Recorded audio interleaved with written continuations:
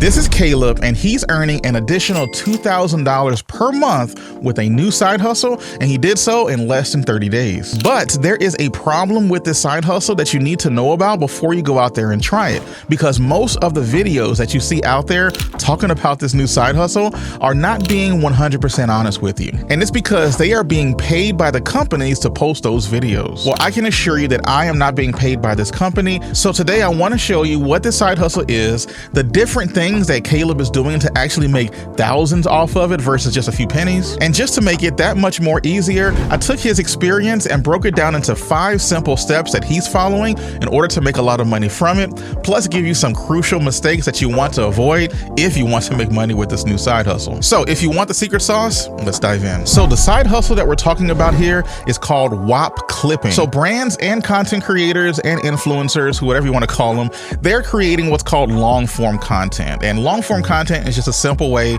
of saying videos that are more than about 4 minutes long, but then can be anywhere of up to like an hour or more long. So they take their long form videos and then they want to chop them up or clip them in certain ways so that they can just kind of blast it out there on the internet.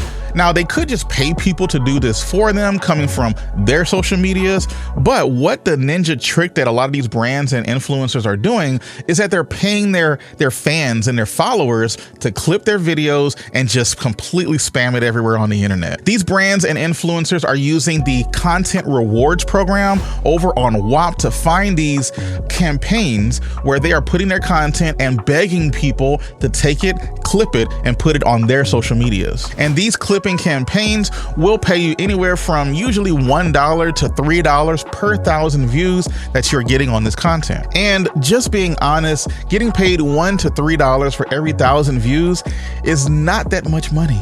It's just not. So the whole idea here is knowing how to do the clipping and knowing what the side hustle isn't everything that you need to know with this. There is a special way that you can do it to make thousands of dollars while everyone else is chasing pennies. Now here is Caleb. He is a Whop clipper who went from $0 to $2,000 per month, but he did something a lot differently than what every other clipper is out there doing. As he was going through the hundreds or not, if not thousands of different Whop campaigns that are out there, he did notice one particular influencer that he kind of connected with, decided to join there and began creating the content. But here's where he did something a little bit differently, where everyone else is just spamming the internet with as many clips as possible, trying to get as many views as possible. He decided to look very closely at the type of content that this particular influencer had been posting and how he can make his content look very similar. And here is where Caleb separated himself from everybody else, because he wasn't getting a ton of views with the content he was creating, but he just kept going with it, trying to refine what he was doing so that he can just get on that influencer's radar. So during this process for weeks, he wasn't making a single dollar. Then something pretty interesting happened. He realized that as he was submitting content, even though they weren't getting a ton of views, the influencer started using some of his content on his personal social media. When he noticed that, he did something that most people either don't like doing or are afraid of doing or whatever, but he took the next step. He personally reached out to the influencer outside of Whop. Now here's the trick. He didn't just ask the influencer, hey, why don't you just hire me to do this for you? He asked them, how can I add more value to what it is you are trying to do? So he ended up pitching the influencer that he would help to manage his content rewards program over there on Whop and to help train others to use the actual style that he kind of came up with how he was dealing with the influencer's content. And because of that one conversation turned into a $2,000 per month contract. And the best part is he really just followed a simple 5-step format in order to go from making $0 to $2,000 per month. Let's get into it. All right, so step number 1 is finding an influencer that you genuinely vibe with. So whether it's in business or fitness or mindset or whatever it happens to be, make sure it's somebody who you genuinely are excited to watch their content. And if it doesn't hurt you, physically hurt you, to be able to listen to what they have to say so that you can clip out the best parts of their content, then it's going to make it a lot easier to create stuff for them. Do things to try to understand their message, the audience that they're going for, what types of keywords, what types of things that those audiences actually react to. That's what you're going to want to start paying attention to in that particular industry.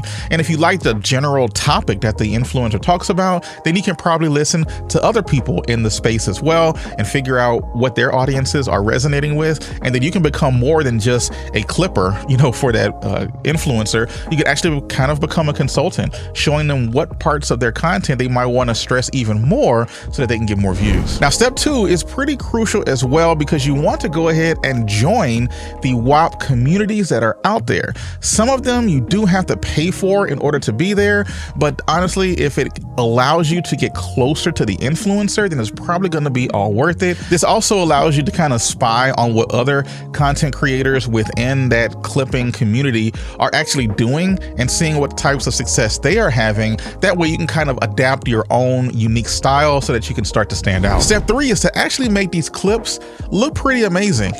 Actually go find a course that you can take that will help you learn how to put together beautiful viral looking clips to what the influencer is going to actually like to see, and hopefully they might start repurposing it themselves, at which point that gives you a nice line of sight for step 4, which is stepping outside of your comfort zone and actually reaching out to the influencers, but probably doing so, kind of on the outside of Whop if you can help it. In fact, you may want to take things a step closer. So in Caleb's situation, one of his clips just happened to be used by the influencer that in the Whop content rewards program that he was in, and that gave him a shoe-in to be able to start contacting him. But once you're creating and you're submitting the post and you're following all of the rules of that Whop initiative, all you need to do now is just kind of start sending some of your stuff directly to the influencer, hopefully outside, like maybe on their Instagram, or reach out to them on Twitter or something so that you can talk directly to them. And at that point, you just go out there and make your pitch, tell them what you can do for them, how you can do things more personalized, how you can work with them one-on-one, not just be a random clipper out there. You're actually going to give them some good and actual value. This will automatically make you seem unique, because most people just want to do the work, make the money, and get out. But showing that you're a little bit more hands-on, you're a little bit more interpersonal, you're gonna immediately stand out just by doing that. Now, step 5 is kind of a hard deal for some people and usually not as big a deal for others, but that's actually closing the sale and moving forward. Once you have actually made a few submissions within the Whop initiatives, at that point, you just gotta do things to continue standing out and showing that, hey, let me do a few personal ones for you that you might even have to do for free in the very beginning, just so that you can show them what it is you can do. And from there, your whole goal in life is just to build the relationship. Don't just give up if it doesn't work the first time. You're going to need some experience and a few more skills with negotiating and pitching your services.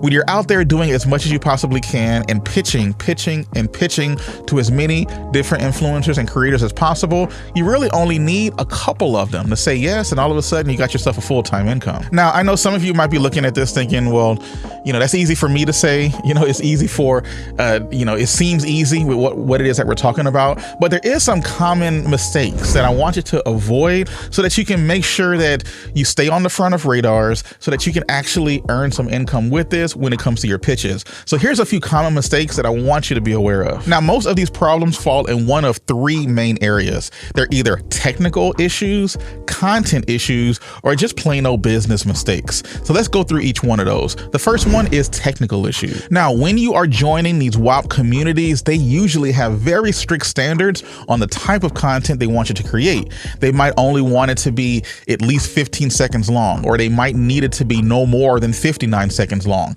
It's usually pretty strict, and you need to follow those rules, because if you were to submit your presentations, your clips without following those rules, you're just going to get rejected and denied. Another common technical mistake is that sometimes these influencers and brands want you to tag them within the description of those videos, and they might want you to put it at the top of the videos. They might want you to put it actually in the video. You have to read the instructions because each one is pretty unique.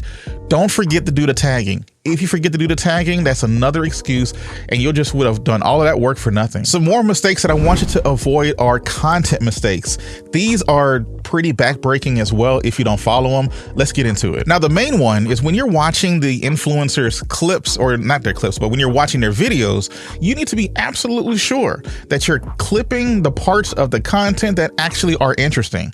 It doesn't matter if you go out there and create 30 different pieces of content and clip them and spam them out there on the internet if they only get 3 views because they're boring. You need to find moments where people are saying something funny or witty or groundbreaking or just unnerving sometimes, right?